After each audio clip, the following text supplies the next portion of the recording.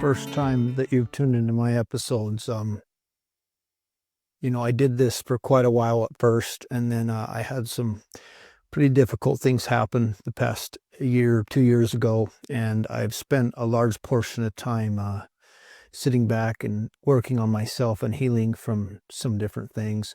I've learned that my propensity to try and save people instead of heal is a form of codependency where I can lose myself in trying to fix everyone else. And that is pretty numbing for me, because if I'm worried about everyone else's problems, I don't have to take care of my problems.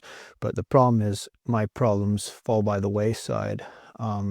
So this is, I think, my second one in 2 years, but it's probably been a year and a half. And part of it is I just, man, so much has happened, and I've changed so much for the better, but I just haven't felt good.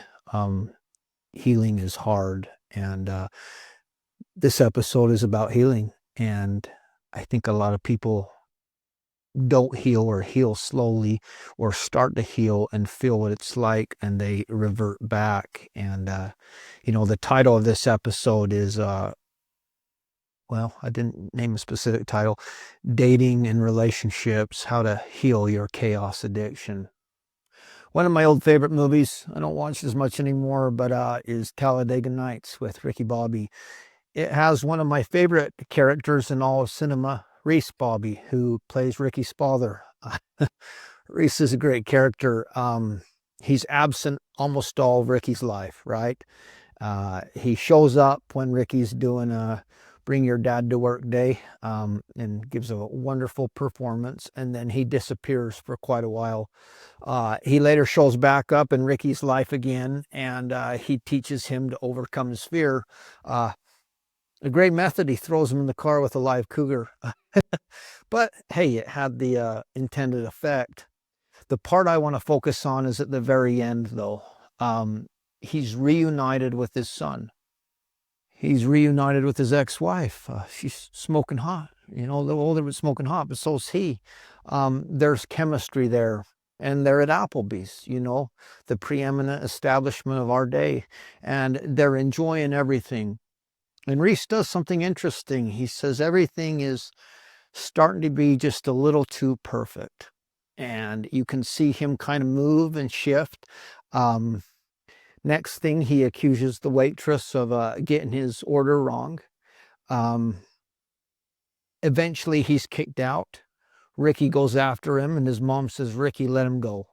And it ends with him screaming, "Applebee's has rats," and then he's, threatening the guy that kicked him out because they were sellies.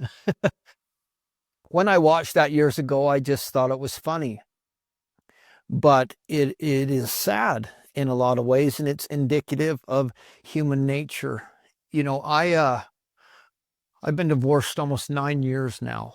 And if you would have told me that I would be single for 9 years at the first, I think I would have given up. The whole time I wanted to find someone. I want to now more than I did then. And part of that is, as I heal and get healthier, there's a recognition of what the right person would bring into my life. Another part of that is the things that used to numb me don't numb me so much anymore, the constant parties and going out and different things. And so I think it's healthy that desire comes to find someone. There's a thought within the single world that you have to learn to love to be alone. I don't know where that came from. I'm pretty sure when we punish people in our prisons and our penitentiaries, we isolate them for long periods of time. I'm in the opinion that no long-term healing can be done in solitude. I had to learn how to be alone to process things, because everything was a distraction to me. I had a party this night. I had dancing this night. When I was using, I could use. When I was looking at porn, I, still working on a spending addiction that's gotten so much better. But all these things were a distraction. Well, as you start to heal, you start to feel more. And particularly when we come to relationships, and within relationships, particularly dating, there's something I didn't understand for a long time. When we're raised in chaos, and when we're used to chaos in our relationships, chaos becomes very comfortable, and stability becomes either boring or scary. I'll say that again. When we're raised in chaos, or when we're used to chaos in our relationships, chaos becomes safe, or at least we view it as safe. We get skewed, and we view normal or stable as either scary or boring. If you look at Reese Bobby, that played out, right? I'm sure deep down in Reese's wonderful life, there was a desire to connect with his boy. I'm sure there was a desire, or at least looks like there's still chemistry with his smoking hot ex-wife. But Reese is used to chaos. He does not deal well in stability. It gets scary for him. I see this, and I believe it's how we are with God. My belief is that at the last day, when we're met at the judgment bar, we're not going to go through everything and they're going to be like, hey, you go here and you go here and you go here. I think we will have our Father in heaven and have our Savior pleading to come to us. And I think we will go where we feel comfortable, depending on the life that we've chosen to live. You know, I can't handle the presence of the Father. And Mormon teaches us in the Book of Mormon, you would be more miserable to dwell with a just God under the consciousness of your own guilt than you would to dwell with the damned souls of hell. Alma says the thought of coming into the presence of his Maker in the presence of his sins caused him to shriek with inexpressible horror. And he thought, man, that I could be extinct, both body and mind, that I would not want to be in the presence of my Maker. That is how wonderful and how lovely God is. With the consciousness that we've abused his laws, it is the worst thing that we can experience. So maybe we go, and I'm not comfortable with the Father, but I can be comfortable with the Son. I'll go to the terrestrial or the celestial kingdom. Well, I think this principle plays out in our relationships as well. A couple things come into play here. We accept the love we think we deserve. And so I see this all the time, and I've talked with thousands of people at this point. And when you heal from addiction, and when you work with people, the addiction's never the problem. The underlying conditions are the problems: the fear, the anxiety, the shame, the all or nothing thinking, the codependency, the attachment styles. And so you learn to treat and deal with all these things.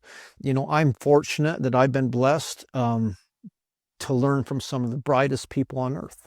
Just like some of the most successful businessmen didn't go to business school, I have learned through a lot of money and a lot of time, primarily through my therapist, who I worked with and got clean 11 or 12 years ago out in Louisiana, and who taught me these things. And I wanted to go to school and get my degree, and I didn't have the time, and I had a business. And he essentially said, I'll teach you everything I know. And I spent a lot of money, and I spent a lot of time. But I know what I'm talking about because I've had so much practical application in my life specifically, but also because of what I've done, because of the transparency I've been doing for almost 9 years on Facebook, because of this channel, which I've done for 3, I have communicated, and because of the events and single people, and not just single people, but all kinds of people. I've interacted with a ton of people, and I've seen these things play out time and time again. Here's what I see in the dating world. We have someone who doesn't really like someone, and the other person really likes them, right? And so maybe in a moment of supreme loneliness, they reach out to this person, and they end up hooking up, whatever. And then they've got their fix, right? And so this person feels really lonely, and they feel really sad. And to bridge that gap, to bridge that pain, they call someone they don't really like, and they hook up for one night. And the same pattern goes around in circle. But we're not using drugs in this situation. We're using God's children that way. The other thing, and the big part of this channel is our chaos addiction. I was comfortable in chaos. I would create chaos in my relationships, sometimes consciously, but usually subconsciously. And then I would wonder why they had all these painful situations and why I couldn't get out of them. Well, people don't heal, or they look for the easiest, quickest way to heal. I just went through 5 months of EMDR, and I did 2-hour sessions every week, and it was brutal, and it ripped me open. And all of a sudden, I was getting triggered by way lighter things, and I could feel it within my soul. And my heart at times was so heavy, I could literally feel the pain of my heart hurting and my soul changing. And I would go country dancing, and girls would remark, "What is going on with you, with your chest?" You could literally feel that vibrational energy as that shift was taking place. I would have thought, man, if I hadn't had priesthood blessings, that I was going to be okay. I would have thought this therapist had ripped me open, and I wouldn't be able to go places. I couldn't communicate. I couldn't deal with situations, but I had things previous to that that I wanted to get over. I had behaviors that were an issue, and through praying, through study, through talking with some people that I trust very much so, that led me to that. My point is, it was brutally difficult. And man, I'm still not fully recovered from it, but I'll do another episode at another time about healing, not treating, healing mental illness, and how through that process, and primarily and through God, I have healed different types of mental illness. But change is hard, right? And so I know a lot of people that are like, man, I keep dating the wrong person. I keep dating the wrong person. I'm like, no, you're dating the same person over and over and over, because you're not taking time out to heal. You're not taking time out to not date. If you're in a healing situation, or if you're just in a horrible relationship and someone's like, I just got out, my first question is, how are you not going to repeat it? If you're not ready and you're going out into the dating world and you haven't examined that relationship, it goes over time and time again. Part of this reason is trauma is predictable. The things that we refer to as mental illness are coping mechanisms for unresolved trauma. And the human mind is pretty predictable. Certain trauma creates certain behaviors. Abandonment will create all kinds of cluster B personality disorders, narcissism or borderline personality, or I can't even think of the other one at the moment. Anyway, they will create situations like that. Sexual abuse will create stuff. Well, what happens is people start to understand these things. Histrionic is the other one. I understand very well how to manipulate trauma, and I don't.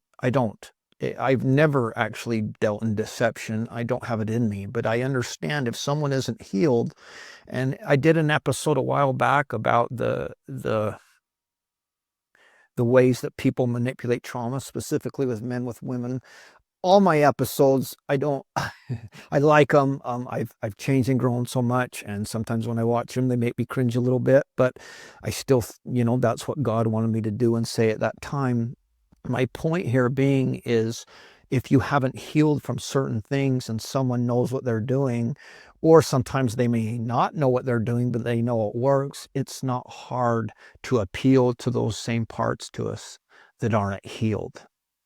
When we have trauma, the trauma is not the problem.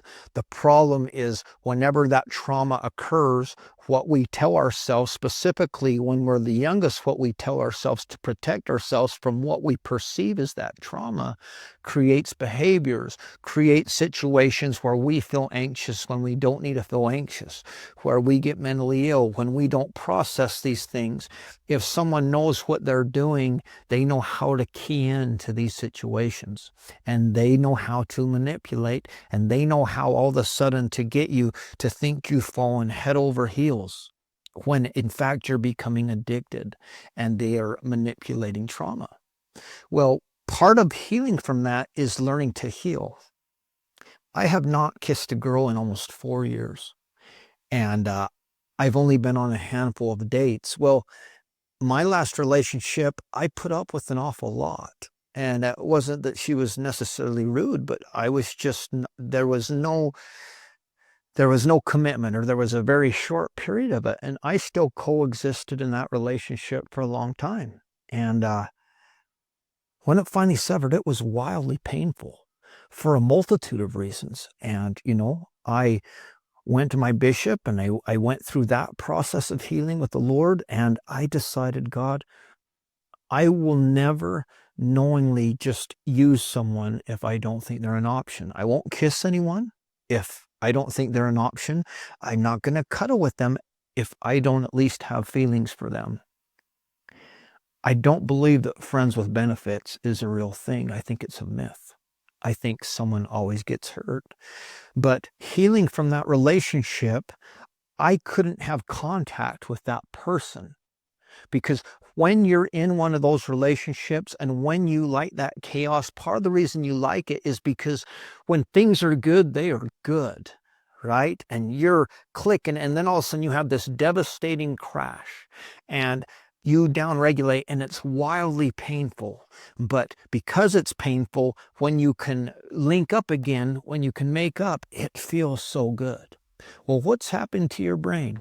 You're having a hit of cocaine. You're running out of cocaine. You're looking for cocaine. You have a hit of cocaine.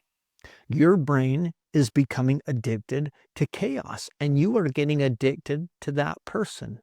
Everyone can get addicted to people, and we typically do. And we get addicted to those wild shifts, and then we confuse them, and we call them a spark, or we call them chemistry. Part of the problem here is, a misunderstanding of different things. Codependency is wildly misunderstood. And if you want to find someone and get in healthy relationships, you need to understand and heal from codependency. Anxious avoidant attachment is extremely real. I veer anxious, and forever I dated avoidance, and it was wildly painful, right? When I got out of the last relationship, I had to sever the relationship completely. No contact, nothing. And it wasn't that it was a relationship where I was treated particularly bad, because I wasn't. If I was treated bad, if someone just treated me flat out bad, you would never get in. But I still allowed myself to coexist in a toxic relationship. We don't always deserve what people do to us. We certainly don't. But if we can coexist in toxicity, we are still allowing the situation to continue. We don't deserve it, but we are functioning in it. And learning to break that can be wildly painful. But I talk to people all the time, and they're like, oh yeah, I blocked them, this and that, but I left my email open in case of emergencies. Yeah, I think that person probably has other people in case of emergencies. We would refer to this addiction, when I had Adderall, keeping that Adderall in the closet, right? When I used to relapse on drugs, the most exciting, enticing part of maybe the whole ordeal was the decision I was going to get high and I was going to get my drugs. That anticipatory high was incredibly numbing. The anticipatory high of keeping someone on the leash and knowing that we can reach out, and keeping there is not good to your healing. And it creates hits of dopamine. So when you're healing from someone, your brain is healing. Same with drugs. I believe it was day 17, my therapist told me, in day 17, by far the most people leave rehab. And then at 6 months, people relapse. And then at 1.5 years, and at different times, the brain has to build itself back up. If you're hitting wild hits of dopamine, if you're getting them, your brain is not regulating, right? And it's painful. Sitting back and examining that relationship, and your heart yearns for them, and your heart's broken, and you want to go and act out. You want to go use. You want to look at porn. You want to go have sex. You want to go spend a bunch of money. You want to do anything so that you don't feel. But if you can sit, if you can fill yourself with healthy connection, not romantic connection, not ready for it. But if you can fill yourself with healthy connection, you start to think about the relationship. And as you go through therapy, is you process these things with someone that not only knows how to do it, but can keep you accountable. If you're an addict, if you get a sponsor, if you're religious, you bring God, you bring the bishop in, you start to grow and you start to heal. And it's a funny thing, as you start to heal, each week you look back at that relationship and you say, I wouldn't put up with that. Yeah, that wasn't okay. Yeah, I didn't deserve that. And then a few weeks later, you're like, no one will ever treat me like that. I don't deserve to be treated like that. And then eventually you get to the point where you say, I can't believe I coexisted in that relationship for that long. What just happened? You worked on yourself, and this thing called self-love started to manifest. And as self-love starts to manifest, we start to realize how we deserve to be treated, and we teach people how to treat us. The tough thing with healing and working on yourself is your pool will shrink. When I first got divorced, I needed attention, particularly from women. I needed attention. I needed to be validated. I needed to feel attractive. And for a while, it was healthy. Then it wasn't so healthy. When I started this channel and, when I started to get recognized in public and different things like that, I started to shift. I started to lose where my value was a little bit. And I always was wanting to help people, but I started to get quite an ego there for a while. Well, God stepped in. I talked a little bit in a previous episode about a manic episode that I went through. And, when you go into mania, you slowly lose who you are and you lose all impulse control. And it was a brutal experience.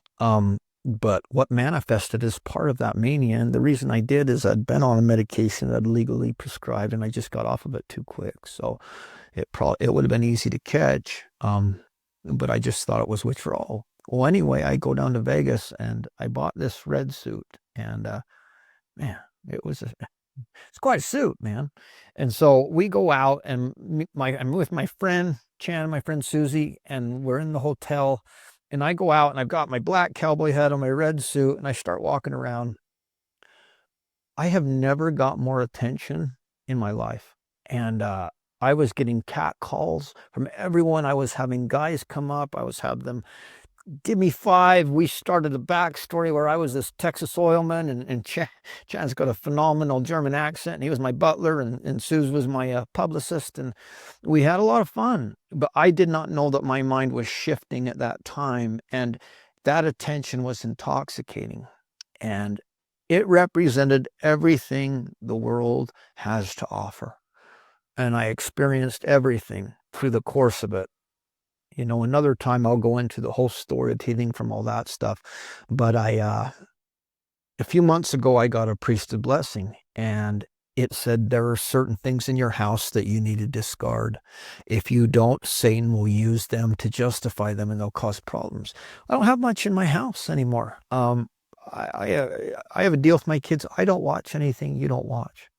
I don't listen to things that say the Lord's name in vain. I try my best not to do anything to throw away the spirit. And I'm trying to think what it is. And I go upstairs and I see this suit, and I can feel the prompting, discard it. And I was like, it's a nice blazer. I'll keep the blazer. And I felt it again, discard it. So I called one of my buddies, and I said, man, I got this new suit. It's nice. It's red. He loved it. I was like, I'm going to give it to you. And then I felt discard it. And I threw it away. Next day I went to this therapist, and I told her, and she said, do you realize what happened? And I said, I just prompted, and I listened. She's like, what did it represent? It represented the world. It represented the validation. It represented the attention. It represented the appearance of wealth. And God rooted that stuff out of me, ripped it out of me. I don't like attention anymore unless it's from someone I want it from. I know how to go and hip hop and dance and get yelling, and I don't like it anymore. I don't feel comfortable. I don't feel adequate when people tell me big compliments about myself, and I appreciate those, and I realize I've done a lot of work, but the Lord has humbled me. And I know it is through his grace and his great condescension to the children of men that I have power to do these things. Well, part of that is shifting too, and understanding what I want, and the appeal of all these things starting to go away. The appearances. Men want a trophy wife. It's not because of how she looks, it's for validation of other men. And I know a lot of guys that married what they thought was their trophy wife, and then 3 years and had the most exciting affair with their secretary that they were never attracted to. In the Doctrine and Covenants, it says, many are called, but few are chosen. And why are they not chosen? Because their hearts are set so much upon the things of this world and aspire to the honors of men. The things of this world are pretty sexy, but you know what's sexier is people seeing you with these things, with the right girl, with the money, with the power. I see people worship people, especially in this state of Utah, because of what they own, and they inherently think they're a better, more successful, more wonderful person because of what they have.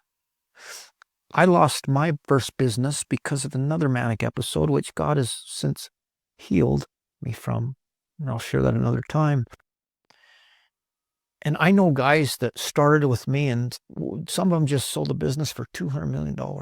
And sometimes that'll mess with me when I'm out and I'm doing my little business and I'm doing my things, and I remember where my worth is. I remember what I'm doing down here. And most importantly, I remember what will attract the person I want. Because we are bombarded with what we have to be, with what the world has to be. We have to have this much money. We cannot show weakness. We cannot show these things because they make us unlovable. Because the root of all this stuff, of addiction, of all this stuff is a lack of self-love. And Satan looms large. Don't say who you are. Don't show people the ugly stuff. You're unlovable. Satan has 2 great commandments in the Garden of Eden. Be ashamed. God will be ashamed of your nakedness. Run and hide.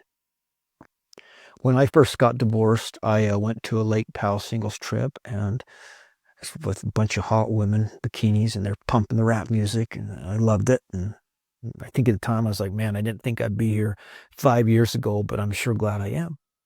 And I posted it. I posted on Facebook, and a lot of married guys were liking it. And I got this prompting: if you don't own your reality, if you don't be honest, you're going to, by your posts, cause men to leave their wives. You're going to break up families. And I think my post was, if you want all the realities of divorce, try telling your 7-year-old daughter you're leaving. And try watching her bawl, and move into a teeny apartment, and struggle with addiction, and don't know what you're going to do. And, I wasn't saying my life is worse than any others, but comparison is fundamentally accurate because it's flawed. And nowhere is that more preeminent than in social media, where everyone is constantly trying to show everyone else that they made the right decision, that they're happy, that their life is the best. I believe the right people come into your life and will stay in your life because of who you are, not who you aren't. People that base all their worth on what they look like will never be good looking enough. I just did 4 or 5 sessions on body dysmorphia, and I've talked about it earlier. And my body dysmorphia stemmed from being a 6th grader all the girls like, and in 7th grade asking one out, and my buddy Seth on the phone and me listening, and she said, we don't like Cade, none of the girls do anymore. I got freckles at the same time. That's why I decided I am not good looking enough, and that's where my dysmorphia started. I started drugs in high school because there's a gal I was dating, and I thought, man, I need to use drugs for her to like me. Well, she didn't like that, but I wasn't enough. I went bald later on. Tattoo here. I wasn't enough. My point is, if you put your worth on what you look like, You'll never be good looking enough. I go and I work out all the time, and I'll tell you, man, we are some of the most self-conscious body dysmorphia people there are. And it's so funny to me because we go in and we compare ourselves against probably the top 1% of people as far as people that are working out, and we fixate, and because that can become our God.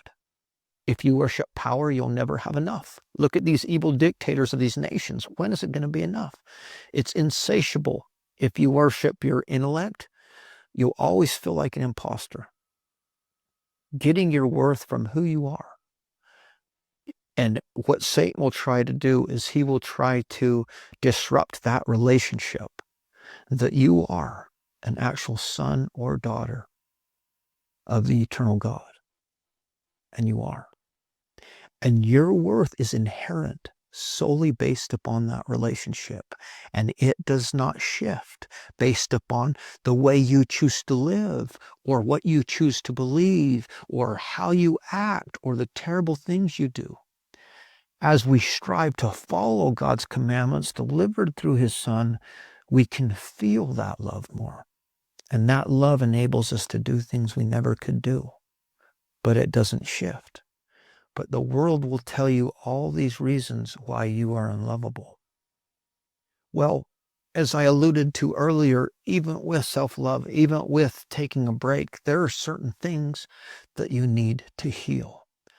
Codependency typically enables a fixer and a fixie.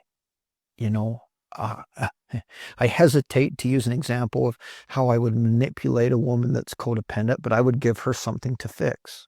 I would feel hopeless and let her come in. And it would be little to do with me, and it would be a lot to do with her numbing all her problems by getting addicted to my chaos. She's addicted because it's so intoxicating and it's so full of highs and lows that she doesn't worry about what's going on with her kids and her job and her other relationships. But because she's solely focused on me, what's happening? She's not as good of a mom. Her job performance is failing. She's having trouble with her interpersonal relationships. She's not consistent. That is addiction. She becomes addicted to my chaos and her life falls apart. When you're addicted to drugs, you're addicted to drugs and your life falls apart because the drug is taking up all the time and you're not taking the time taking care of the other things you need to, which is the definition of an addiction, is it makes your life unmanageable. In codependency, you're addicted to a person. Two people meet. They say, man, I am so upset at my ex. Do you know what he did? Oh, I'm sad upset. My ex did that too. Oh, wow, you understand me. I'm so mad at this president or the last president. Oh, you are too? Oh, man, I'm so scared. I'm so scared about our country or where it goes. Oh, you are too. And we start to vomit our unresolved trauma on each other, and we call it compatibility. It's trauma bonding at its finest. Well, if we really want to spice stuff up, let's take a couple shots of alcohol to lower our inhibitions. And man, we are connected and we are in for one wild ride of trying to fix and trying to be fixed. And good luck. Well, the other opposite, there's the person that numbs herself. There's the person that needs to be enabled, right? In addiction, I'll do interventions and, the advice is if the son or daughter comes home, if they're loaded, you don't give them any money. They can't come home. And the response typically is, well, what if they kill themselves or what if they die? Well, in addiction, they're slowly dying anyway. But if you don't love them enough to step in to give them a chance to change, you're going to be complicit in that. Codependency is not kind. It is not love. When we love someone, we tell them what's best for them. When we love someone and their behavior is absolutely unacceptable, we distance ourselves from them. And if someone isn't used to that, they will fight and kick and scream, but it's kind. Because if that behavior is reprehensible enough to where you can't coexist with them, the chances are they exhibit that behavior in all their interpersonal relationships. And if enough people love them to set a tough boundary for them, they might just feel the need to change because they want those people in their life. That was a huge catalyst for me getting sober. very rough, rude, not rude, very kind, but harsh things people said to me that helped penetrate this feeling that the world was against me, and knowing that I wasn't going to be able to have those relationships if I continued in this behavior were a big catalyst in me wanting to change for myself so I could enjoy all these wonderful people I have in my life. There's the analogy the Savior uses of being equally yoked, right? Well, when two oxen lead a wagon, there's a yoke. The yoke is in the middle and it stabilizes that area. And these two are various levels of strength depending on what circumstances are going on, probably within their chemistry, within what they're thinking about, within the terrain, whatever. But they're kind of at the same place. And so one veers a little bit, one picks up the slack a little bit. And when one veers this way, they feel, but there's a yoke that's stabilizing them because they're right there, right? Women usually have this play more, but I talk to them all the time. They're like, man, I like these. I just want a good guy. I just want a good guy. There's no good guys out there. And men too, they sit and they talk to me about these relationships where they are not the priority, where they are emotionally and sometimes physically abused, and they coexist in them, and then they get out of them, and then they repeat them, and then they say there's no good people left. And I sit and I listen to this, and I'm like, how on earth do you coexist with that behavior? How on earth? And I remind myself 4 or 5 years ago, I did to an extent. If we talk about anxious avoidant attachment, I dated all avoidance. And there's huge misunderstandings with this one too. It's wildly important to learn. And there's resources, Codependency, there's Codependent No More, which is a great book. It's the landmark book. There's a book called Boundaries. Every therapist, every reputable therapist will know how to do it. The attachment styles, specifically with dating and relationships, is wildly important too. And I talk to people all the time. They're like, man, I'm anxious, but I became avoidant with that person. No, you didn't. You just weren't interested. They just freaked you out. In an avoidant attachment person, there's typically an intimacy threshold of how far they're willing to commit with different people or just in general, right?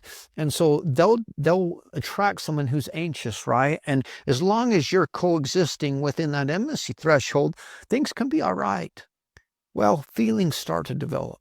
And the anxious person, and they can become neurotic, which we'll talk about in their way too.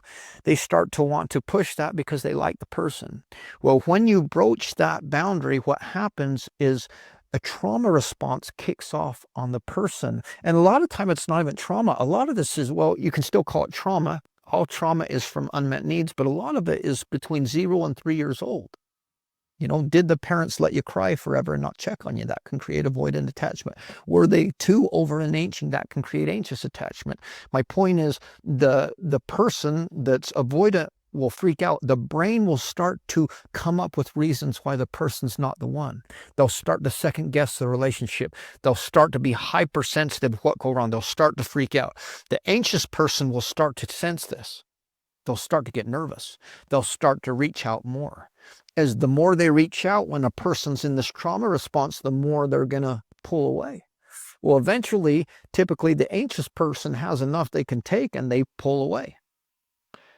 Once the avoidant person can look back at the relationship and they see the person for who they are, because the brain isn't coming up with all these reasons why they're not the one, and then in the moment they can go back and they mean it. And they see that wonderful person. They're like, I like you. I like you. Well, they jump at it again. And the anxious person is so excited. And it's like, finally. And as soon as they broach that threshold, they do it again. This time it's more painful. What they don't understand is the avoidant person, when the trauma response kicks in, it feels like that's the reason. And then it feels like that's the reason. Well, you don't have enough money. Well, you're not good looking enough. Well, your family I don't like. Well, this is this. It's searching for reasons because it thinks it's protecting them. If the person's too anxious, you can never make them okay. You can never make them secure enough. You can never validate them enough. The goal is to move into secure attachment. The book Attached, I know people that have read it, I'm like, read it again, then read it a third time. Find out your attachment style. You want to move into a center attachment. I am a secure attachment. I'm secure now, but you get me with an avoidant, I can become anxious. I had a issue, a few years ago with a gal that was wildly avoidant, and probably shouldn't have engaged in the first place, but was lonely and not feeling well, and then started talking, and before I knew it, I liked her. And I was like, okay, and we were out at a public place, and I was like, and part of the reason that I'm, not kissing and not being affectionate, because that can skew me. The moment I get affectionate, like, I start to like people I shouldn't like. But I did. And I'm like, okay, well, I need to be loyal. That's how I am, right? Like, I won't show attention to anyone else. I don't want to make anyone, I want to make her feel jealous, anything like that. It's scared to death. She freaked out. Within a few days, I'm not ready to date at all. And this girl had been pursuing me for 4 months, and freaked out because the avoidance kicked in, and I caught it by the end of there. And if I would have played that a different way, if I would have just not acted interested, and I would have kind of went back and forth and flirted, I'm sure we would have coexisted in a situation. Well, the problem is with those relationships, they don't get better without therapy. I can pick out and avoid an attachment extremely quick. I can pick out most things quick now. And it's a painful dynamic. And in your mind, you think if I'm consistent long enough, they're going to get it. No. If I was to date a girl and got interested and she was avoidant now, I'd say you're avoidant. I like you. I do. I think that the issue here is a lot more that. But I'm not going to get caught up in this back and forth. What are you going to do? This is typically the response I get from most people. Oh, I'm not ready. I'm not ready for a man like you. I'm like, are you going to go and date, aren't you?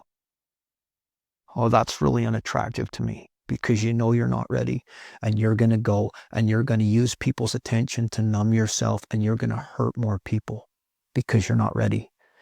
Well, I don't use people to numb my pain anymore, and I don't bleed on people. And the right person won't. The right person for you will try desperately if it's worthwhile. It doesn't mean changing myself, but if I love a woman and there's behaviors that are creating an issue, I will say, give me some time. I'm not going to date. I'm not going to do anything. I'll go back to my therapist. I'll go back to my bishop. Let me work on these things, because you're worth it. You break your own heart by making people more important to you than you are to them. This chaos addiction, it spills in all areas of life. As I've gotten a lot better, and specifically with my boundaries, I remembered when I was 5 and my parents were just having an argument. But at 5 years old, I thought, man, they're going to get divorced, and I'm going to have to choose which one I live with, and I'm going to hurt the other one's feelings. Well, that 5-year-old decided I can never make anyone upset again. I have to keep the peace. I can't hurt people. And he learned not to set boundaries. And I have healed a lot through the years with that. But coming out of EMDR, all of a sudden, I'm like, my tolerance for chaos is almost obsolete. I have had the same people call me up for years and the same problems, and I would listen to it for an hour. And it's not that I don't care, but I did not like talking, and it was draining on me. And I was like, but I was like, man, it's my duty. It's my duty to help them. I'm their bridge, or they're not religious and they this and this, but I am, and I need to be a bridge here. Well, it was painful. It wasn't a fun relationship. And all of a sudden, it's like, brother, I've talked to you for 2 years. Get a sponsor. Work the steps. You're not doing it. And I'm starting not to feel bad for you because you're not shifting. But I don't have all this time to spend with someone that doesn't want to help themselves. I have other people that I would love to talk to that would love to talk to me about their stuff, and they're willing to. And so as you heal, what happens is your dating pool shrinks drastically. And on top of that, your friendship, the people that you can coexist with, start to shrink, because you start to realize, man, if I'm in your life and you're in my life on a consistent basis, we need to make each other's lives better. The Doctrine and Covenants in D&C 49, it says, when one teacheth by the Spirit and one receiveth by the Spirit, both are edified and rejoice together. And it says, do you preach the Spirit by the Spirit or by some other way? It is of some other way, it's not of God. Our relationships are meant to be reciprocal. If I am coexisting with you on a regular basis, it's because you make my life better, and vice versa. If trying to help you and save you is causing my life to fall apart and is a constant drag on me, I'm going to set a boundary and say, hey, this doesn't work. Doesn't work. You know, if you want to stay in my life, this is what I expect.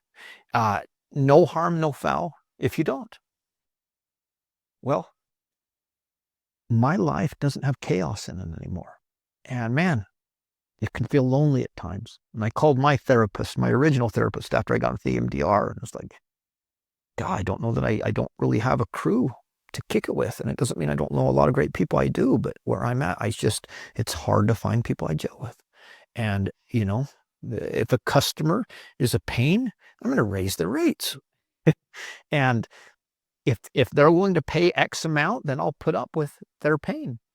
I'll put up with the headache. But if not, that's another boundary I'm going to set. We teach people how to treat us. There's the bulk of people, the majority of people I've met, they would rather suffer forever, medium, and sometimes horrifically, rather than nip it immediately and have acute pain. Put me through whatever. Put me through 5 months of EMDR. Put me through 10 years of an addiction therapist that I paid to make me cry. Put me through, you know, a disciplinary counsel. Put me through whatever it is so that I can heal. Because I don't want to have these behaviors, these things running the show. I don't want that 5-year-old manifesting when I need to sever a relationship and saying, man, you can't do that. You can't do that. They're going to leave you. They're going to hurt you. I need to be the one running the show. When we're triggered, we're going into post-traumatic stress. And what happens is we are the young little person and we are making decisions based upon the young person. I'm making decisions on who I can let out of my life based upon a 5-year-old's perception of worrying his parents are going to get divorced and wondering who he's going to live with. And the primary concern being he's going to hurt their feelings. Well, through processing, through healing, through a therapy called internal family systems, I know how to calm that 5-year-old. My point is, if you don't heal, you're going to live the definition of insanity. And you'll continue to have the same relationships. You'll continue to have the same, you know, results in life. But the insanity is you're going to expect something different. You know, 9 years in, when I talk to people, they're like, oh, how's that? And I'm like, it's been hard, but it's been beautiful. And God has been able to use me to work with and share and help a lot of people. And that's my joy. That's my hobby, is I like to try and help people not go through horrible things if they don't have to. And I like to try and, through my Savior's grace, help people that are stuck in situations. But I used to say, I don't like to suffer. And the funny thing is, I actually believed it. But I was consistently making decisions that made me suffer. I was using drugs. That made me suffer. I was getting in unhealthy relationships. I was making myself suffer. I was looking at pornography. I was making myself suffer. Well, as I started to heal in my self-love, I liked to suffer less. And I would say, man, I still like to suffer a little bit. Not as much. I don't quite know why. Well, I would suffer in the fact that I wouldn't stay consistent. If I want to stay sober, I've got to be consistent. I've got to do my dailies. I've got to go to X amount of meetings. I've got to read my scriptures. I've got to do these things no matter what.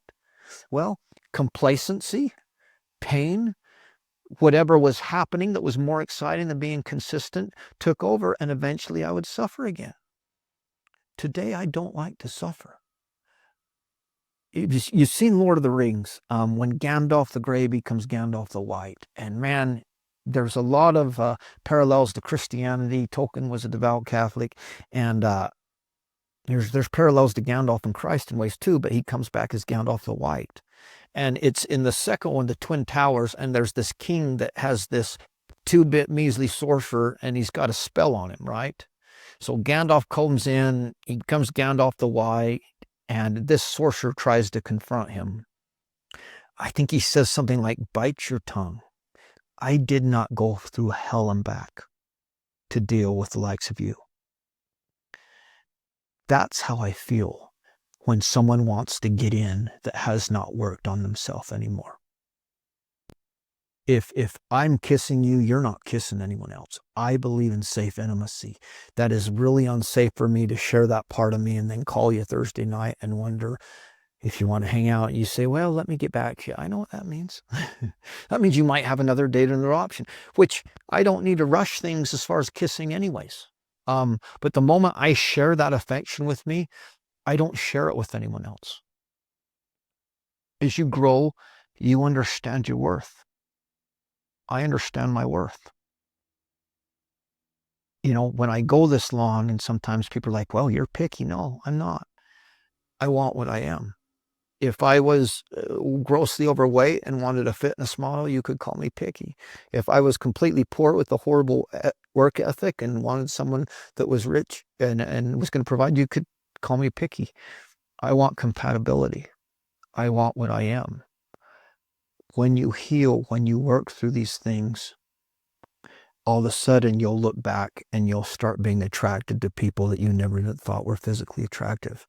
That happened to me a few weeks ago. There's other situations why this dynamic wouldn't work with me, but I was just looking at this little gal and I was like, man, she's sexy. I've known her for 4 years. Never thought she was sexy. She looks just the same. I healed. I got healthier. I could see God in her. That's what we want to see each other as God. People think that because there's a spark, because there's this, that they have to know that. They think, oh, I got to have sex and find out if I'm compatible before we get married. Well, there's just 2 ways that a woman can have an orgasm, and that's for that prefrontal cortex to shut off. It shuts off in 2 ways. The first way is like a drug, through chaos, through numbing. Well, the forbidden, all of that stuff, that can be wildly fun. Well, the problem is there's very little, if no, formation of oxytocin following the surge of dopamine that comes in with sex, with an orgasm, with this dynamic, and you downregulate and you suffer. Well, if that's the dynamic, and then all of a sudden you get married and you go into normal life, that's why sex dies with marriage, because there's no more forbiddenness. There's no more numbing factor. For a woman to have an orgasm, she has to feel safe. That's the other way. How does she feel safe? You give her a back rub and you keep it a back rub. You take the dishes out. You take care of all those situations until at the end of the night, she has no need of the prefrontal cortex. She feels safe. She can have an orgasm, a wonderful, fulfilling orgasm, but after there's an influx of oxytocin with the person she loves. Well, that's important for men too. Not as important as far as the actual act of climax, but wildly important. When I would get into situations where I shouldn't have, I would shake. And the girl would be like, what's going on? I'm like, oh, don't worry, it'll go away. I didn't know what it was. It was a trauma response. I had trauma that I was dealing with. I will feel safe. God has made me promises. When I finally gave up the wrong situations, I started getting blessings and promises about her.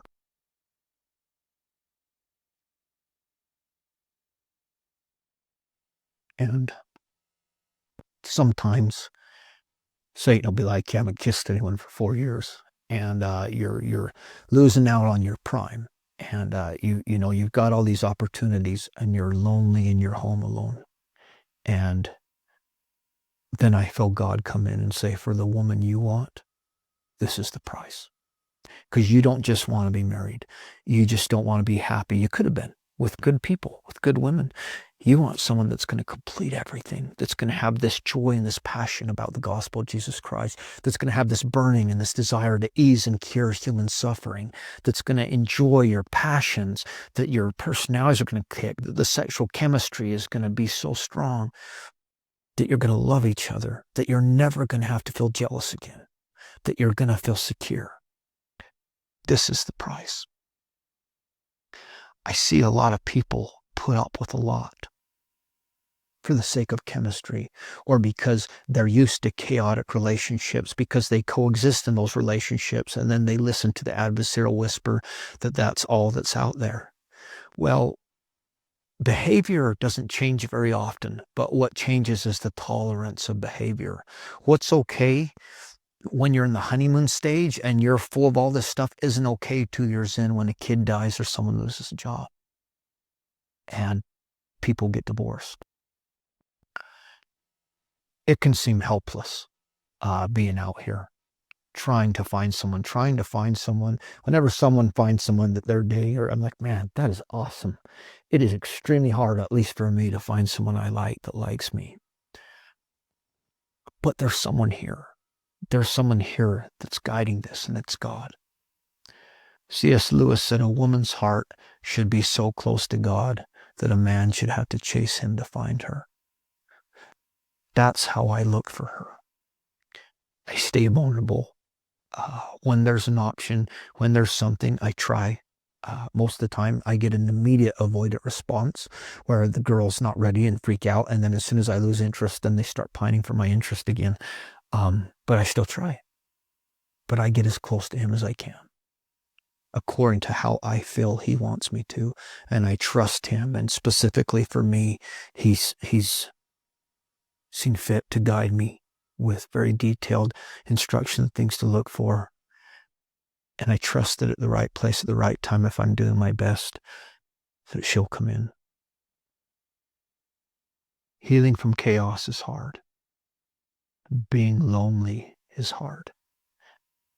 Not having the parties and this and that and the numbing mechanisms that used to do it is hard. I know a lot of real rich people that are just completely lonely and empty because once you can get anything, you learn pretty quick that doesn't satisfy. I think on people's deathbeds, for men, the conquest of how many women that you slept with probably won't matter. Or women, how many things that you bought or you got gifted to you probably won't matter. And yes, those can go both ways and they can be interchangeable with men and women. This life is about relationships. It's about finding those people. It's about finding that person that's going to make your life better. You know, for me, in the end, the important thing is if I'm coming home and I'm hit with the vicissitudes and the trials and the tempests of life, and I have her say, I love you. God is real and we'll be okay. That's everything to me. That is worth the wait. Take time out. Heal. Don't jump back in. Go to therapy. I know a ton of people that have read more self-help books than anyone I know, and they're among the most unhealthy people I know. And that's not that there's a lot of people that read a lot of self-help books, but there's no accountability. There's no shifting or changing. That in itself is mental illness. That obsession is it manifesting. If you can't afford therapy, find people. If you're struggling with addiction, get a sponsor. You need one. Work the 12 steps. If you're keeping patterns, distance yourself. Find a safe environment to go to. Find people to connect with. I go country dancing because I still need connection. It's not even sexual connection anymore. I'm fine without that right now. But I still need connection with women to a degree. I still need that. I still need those interactions. I don't need sexual interactions anymore. I'm doing fine. I don't look at pornography.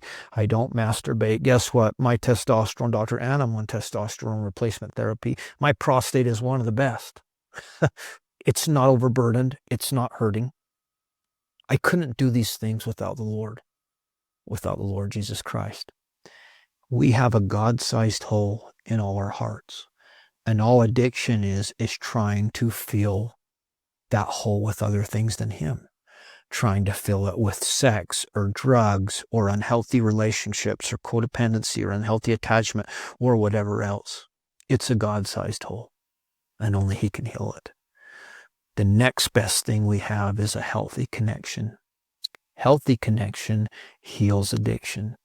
God being the number one and the healthiest of all, obviously, but sometimes it's a little hard to connect because we don't always get it at our choosing, but He gives us it when it's best for us. Find people that are united. Find the opposite sex that will honor your boundaries. We don't push people to do things they don't want to do when we respect them. That's not love.